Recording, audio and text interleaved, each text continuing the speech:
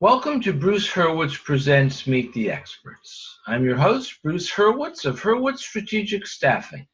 You can find us on the web at hsstaffing.com. I hope you'll consider us for all your staffing, career counseling, and speech writing needs. Today, I'm delighted to be joined by Matthew Sweetwood.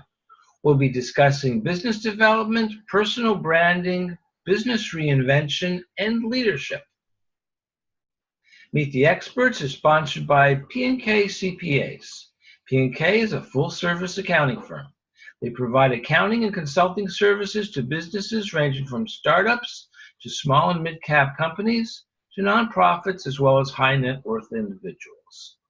Contact them today for a free consultation at pk-cpas.com or call them at 973-882-8810.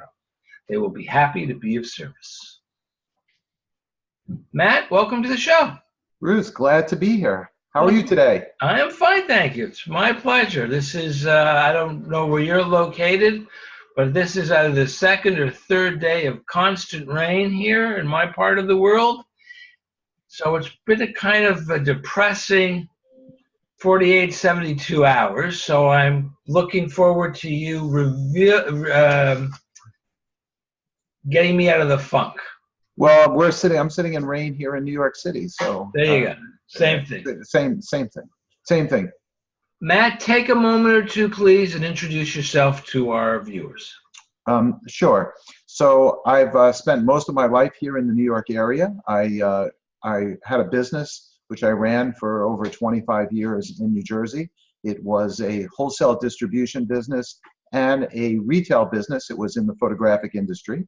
I had one of the largest camera stores in the country, which we'll talk about how I reinvented the business into that maybe at some point. I exited that business in 2015.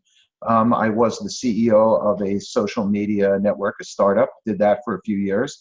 And over the past couple of years also, I have my own consulting business. I do a lot of business consulting, particularly on turnarounds and startups. I always say I can fix anything.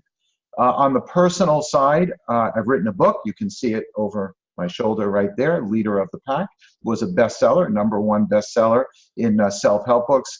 It's called Leader of the Pack, How a Single Dad of 5 Led His Kids, His Business, and Himself from Disaster to Success. It's done very well. I have 120-something 5-star reviews for it.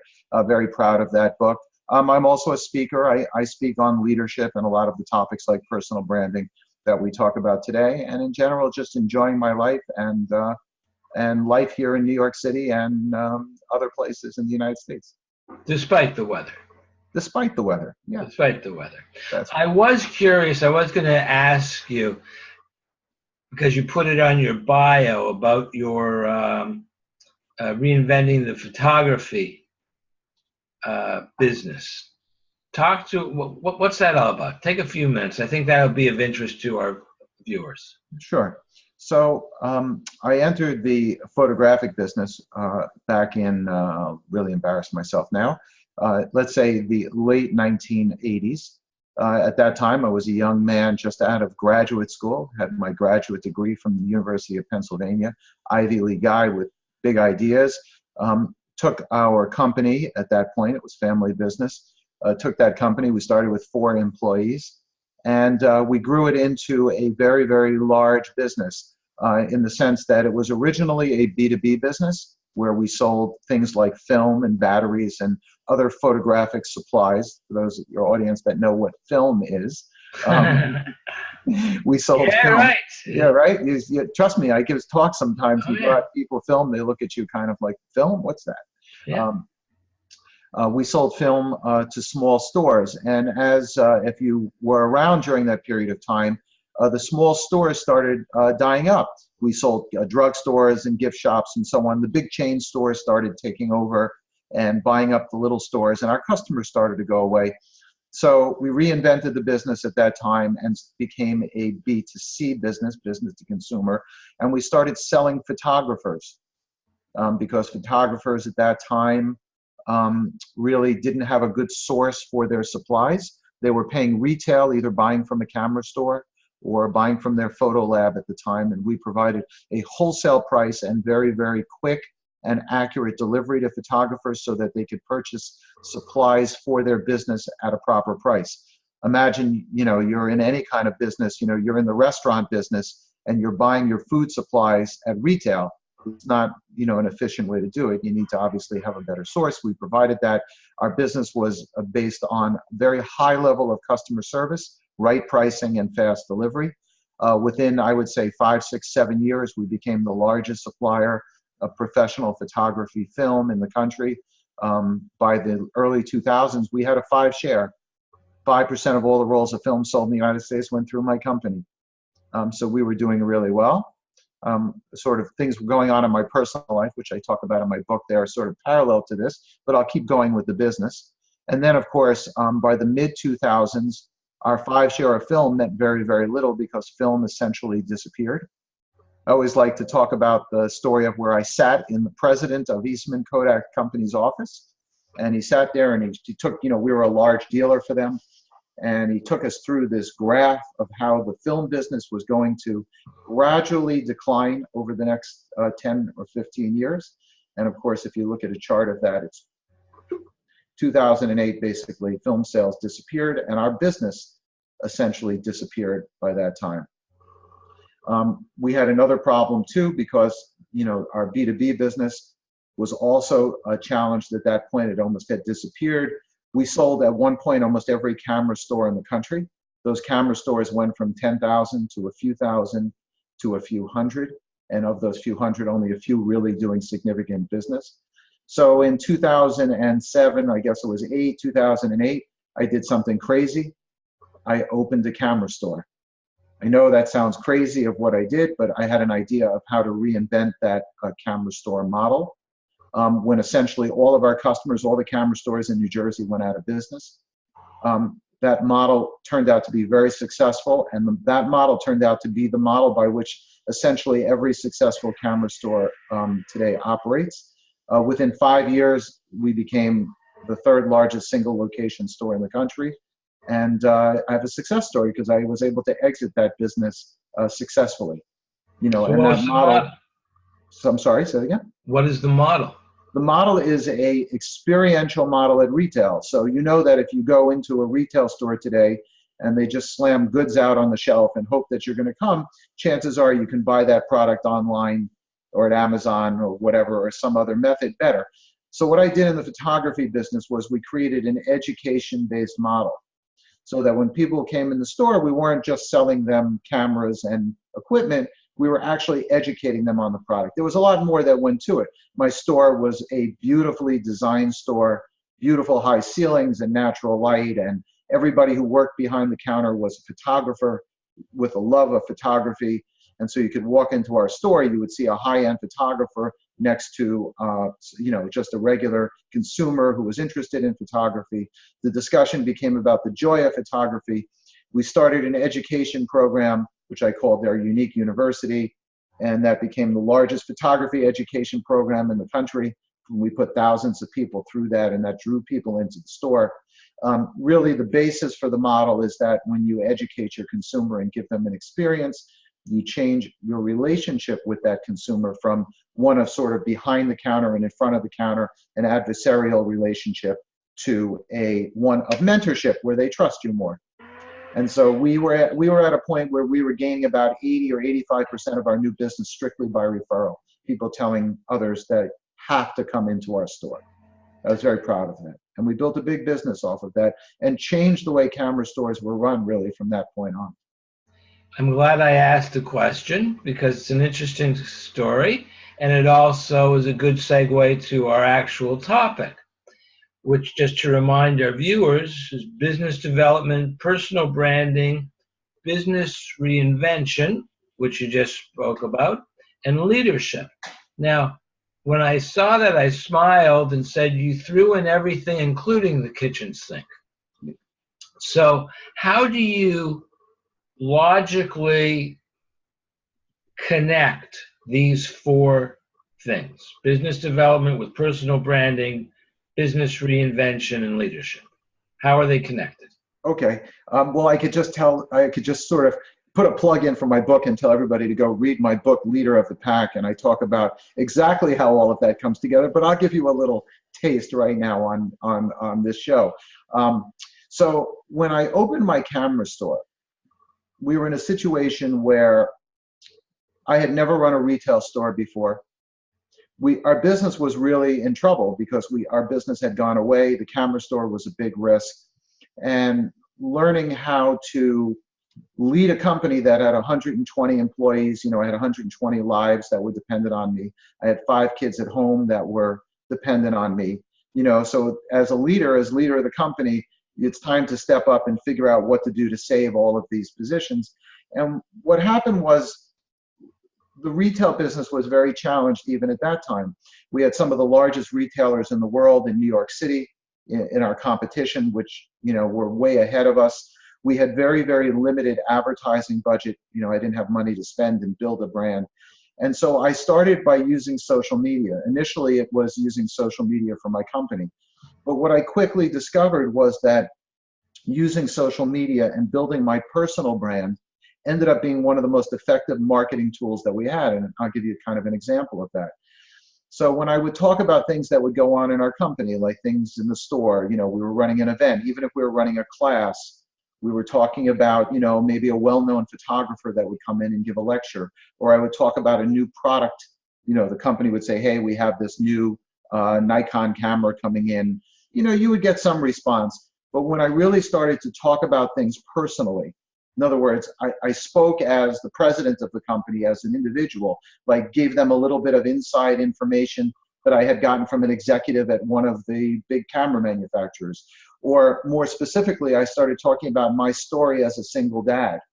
Or I talked about, some of the interests I had, or some of the things I was writing about, or things about me personally. I actually started to gain a big following.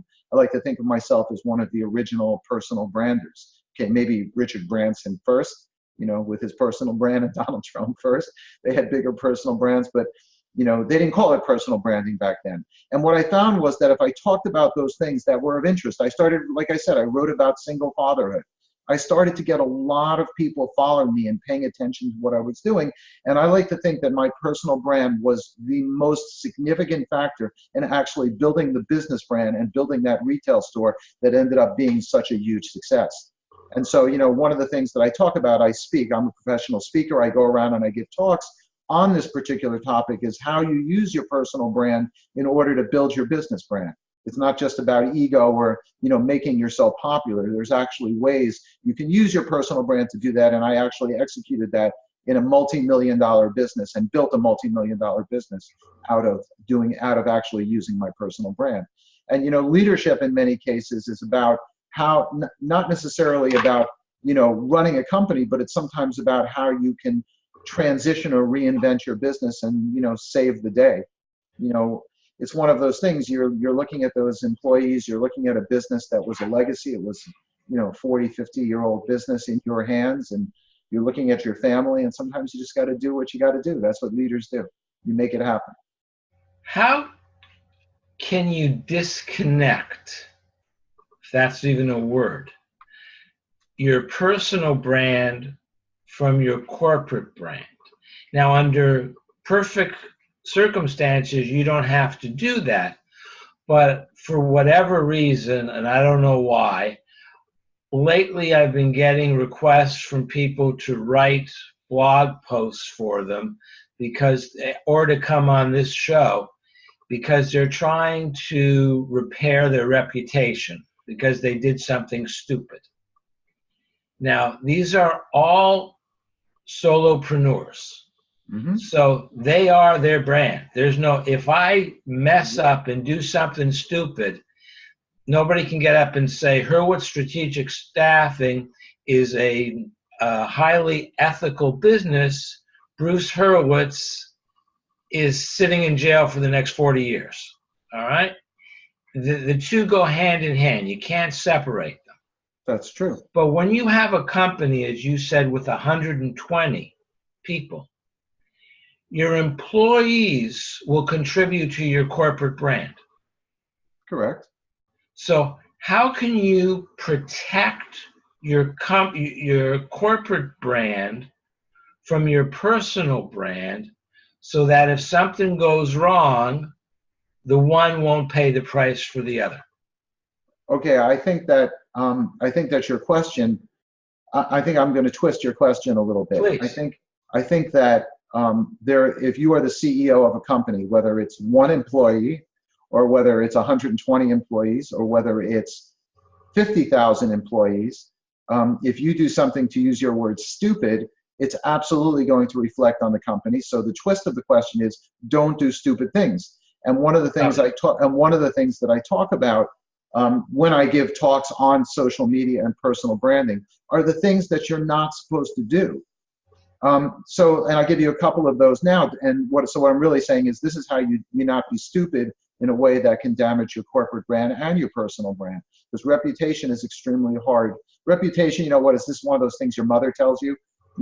It takes a long time to build a good reputation, but only seconds to lose it. I think every mother's supposed to tell their daughter that. I know that was a sexist remark, but whatever. That's the way it is. So I think some certain rules, I think in today's rule, I always say rule number one is, if you're the CEO of a company, nobody should know what your politic is, because it doesn't matter what your politic is, you're going to piss off, a certain percentage, a large percentage of your audience. We're in such a polarized environment right now. I always recommend people who are in that person, unless you're in politics, if your brand is in politics, obviously that's different. But if you're running a company, a business company, you want to make sure that nobody knows what your politic is, and you should just steer completely away from that. And I find that people have a hard time doing that in this environment, but that's really something you can avoid. The second thing that I always say people should avoid is, when you talk about a personal brand, we need to divide your personal brand into two areas. And one is what I call the stuff that you want people to know about you personally, and the stuff that's private. And so when you go on your personal brand, I shouldn't really know the acts that you're doing that your mother wouldn't want to see. You don't really want to be sharing those things, because they're not really going to help you in your personal brand. So we don't want to know who you dated, who you slept with, what you drank, all of those things. That's not really going to help your personal brand in any meaningful way. And it's certainly not going to help your company brand. And I always say, use the mother rule or the father rule. And the father rule doesn't work for me, it did, but the mother rule, which is, don't post anything that you wouldn't want your mom to see. And if you follow that rule, you basically keep yourself safe. And then sort of the third rule I always tell people is, never post anything when you're angry. And I think that's a really important rule for people to follow. I always say, never email anything when you're angry, and never post anything when you're angry. Sit on it for 24 hours and see if you really, really mean that. And I think I'll give sort of a fourth, which is almost like a 3B. And this is just a general rule for CEOs or solopreneurs, is don't post complaints. No posting complaints. We don't post complaints, right? Because people don't want to see the CEO of a company be a complainer. It's as simple as that.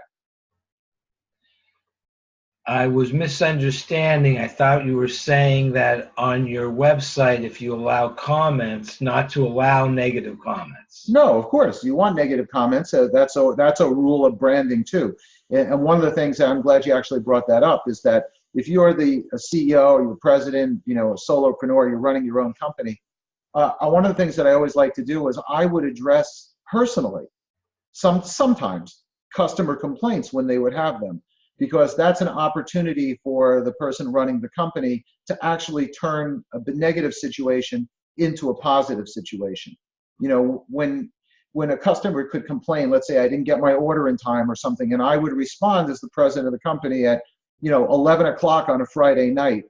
Even if you don't have an answer, you just say, hey, look, I'm sorry that happened to you. I promise you I will check it out tomorrow when we open and get back to you personally. People go, whoa, that's a company that cares. It reflects very positively on you as a brand, and it reflects positively on your company as a brand. So no, you definitely want to allow customers to do that, but you always want to respond, and you always want to resolve those issues publicly if possible, or sometimes you take them offline. That's why I don't agree with people who say you should only check your email certain hours of the day, because a quick response can save a relationship. Yeah, I mean, I'm a little email OCD, so I check my emails. I don't like I like to, I'm a do it now kind of person. I Mhm. believe that's been a very successful strategy for me in my life. It's something that when I coach people, I always tell them, don't put off till tomorrow what you can do now, and don't put off till this afternoon what you can do right now. And so you get an email, you try to respond to it right away. Of course, there's always a warning. You don't want to respond too quickly sometimes strategically in business, you want to let somebody sit, particularly if you're negotiating or something like that, or you're upset. You definitely want to wait it out, but in general, um, you want to be cool. You want to just, respond quickly. If you're in a bad situation, then you be cool. I'm a little embarrassed because for the life of me, I can't remember where it was, but I recently gave a talk, and I just want to reinforce something you said about the dangers of including your personal politics in an online forum. I believe this came from Inc. magazine. Their research showed that when you publish your politics, 30% of people will not buy your product or I mean, service. of course, that's my whole point. That's exactly right. And then that didn't surprise me because we're basically 30% conservative, 30% liberal, and 40% independent. So that's fine. But what surprised me was 50% of people will buy less. They'll still purchase from you, they just won't purchase as much. Actually, it doesn't surprise me because politic is when you remember, I talked about reinventing my business with experience, and part of the experience is non-confrontational. And even if you're a proponent, even if you're saying something that people like, either consciously or subconsciously, they see you as being aggressive, see you as being, in a place that's painful. It doesn't matter who you support.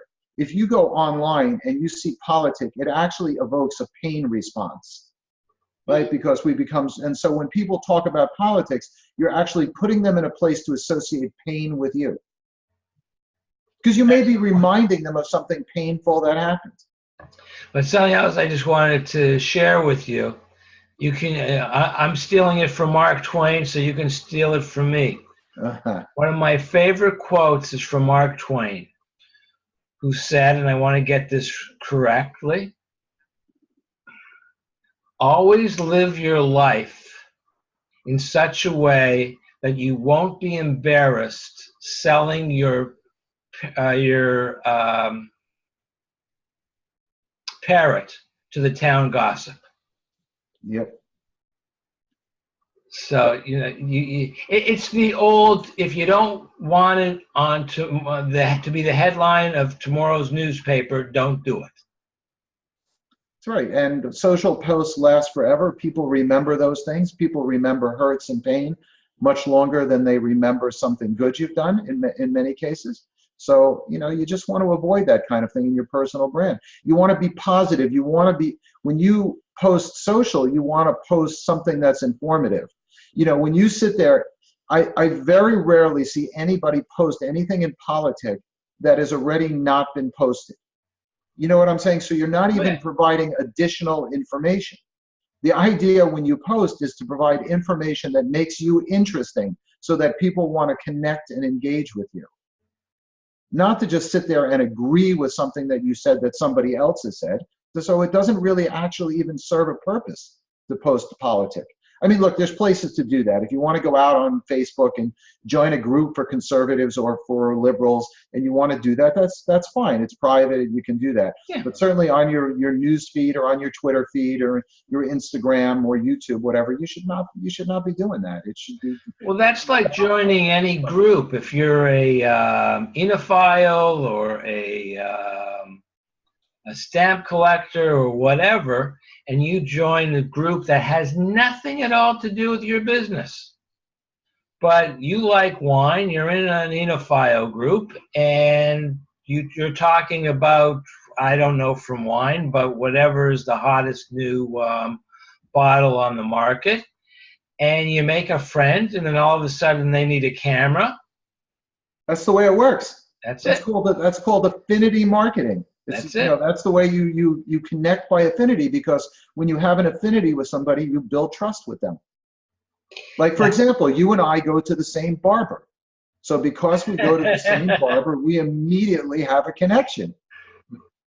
I'm laughing because I did a workshop a few days ago, Mm-hmm. and there was one young man who it was on making effective speeches. So it included overcoming fear, writing a speech, and then delivering a speech. Mm-hmm. And one young man who actually did a very good job was what I would call a hairdresser. His specialty was hair coloring. Mm-hmm. And there was another gentleman who went to my barber shop, and we jokingly said that after the program was over, we were going to beat him up. Right. Yeah, he had a good sense of humor and an interesting business plan, but that's a different story. You wrote that you wanted the viewers of this program to learn how the ability to find success comes from within. Yeah. Explain that. Okay, I love that topic, because, you know, if you live long enough on this earth, you're going to face significant challenges. It's kind of the way God engineers our lives. That's how he gets us to grow. And this is really at the heart of my book. It's why I wrote it there and gave it to you. You know, when you face these challenges, a lot of times you're the one who has to overcome them. That's really the point. You know, I was in a situation where I was left with 5 little kids to raise on my own, and a business which, you know, almost perished twice, you know, and lots of employees and lots of people who were dependent upon me. And what I learned along the way is that the ability to be successful ultimately is totally within everybody. There's nothing special about me. I wasn't given any, you know, superpowers. And the way I was able to be successful ultimately was the simple question that I always ask myself. It's my personal motto. And that's, how badly do you want it? If you want something badly enough, you can make anything happen. You can't have everything you want, and you can't make a list of 100 things and say, I want this and this and this. But trust me, if there's something you want badly enough, like you want to, you know, make sure your kids turn out okay, you want to make sure they're going to be okay, or you want, you know, to make money, or you want your business, you want it badly enough, you can do whatever it takes. You just need to find that strength from within you and make it happen. And I believe that's true for everybody. I believe that everybody has the strength within themselves to be successful. I do. And that's really what it's about. It's about what my book, Leader of the Pack, is about. It's about how to find that within yourself. Final question. If you had to raise 5 children on your own, what, not if, but I don't mean it like that, but if you have to raise 5 children on your own, and if at the same time you have to save a business, what's the secret to work-life balance? So I don't really like the term work-life balance, because it suggests that there is a methodology. You know, when you hear work-life balance, there's a methodology. What it really comes down to is prioritizing, organization, and wanting it badly enough to make it all happen. But really the way I'll answer your question is, I'll say that in my case, the things that I learned at home, the things that I learned in raising my children, actually helped me in my business. And the things that I had to do to reinvent my business, this is really, by the way, I give a talk which is directly about this. It's actually my main keynote speech that I give, where I talk about the things that I learned in my business that ultimately helped me be a better father and a better parent, and the things that I learned at home that actually helped me there. And so I viewed them as synergistic, not actually as opposing things which I had to find time for. So I was able to integrate them, and I did that very practically with the way I schedule things and the way that I manage things. And so you end up running your home a little bit more like a business. You end up running your business a little bit more like a family. And I think that that's the balance that you ultimately want to achieve, more than that work-life balance, cliche. On that point, I'm going to share one final slide that you prepared, your contact information. I thank you profusely for coming on. You've had a fascinating life story. I appreciate you sharing it with us. This is your contact information, and any final thoughts? No, I appreciate you having me on and giving me the chance to share my story with your viewers, and just let them know that if you want something badly enough in your life, you can make it happen yourself. Matt, thank you very much. I'm Bruce Hurwitz. Thank you for watching, and as always, please stay focused on success.